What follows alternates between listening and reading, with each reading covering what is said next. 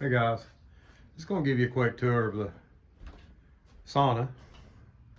We've been in it all weekend. It snowed all weekend.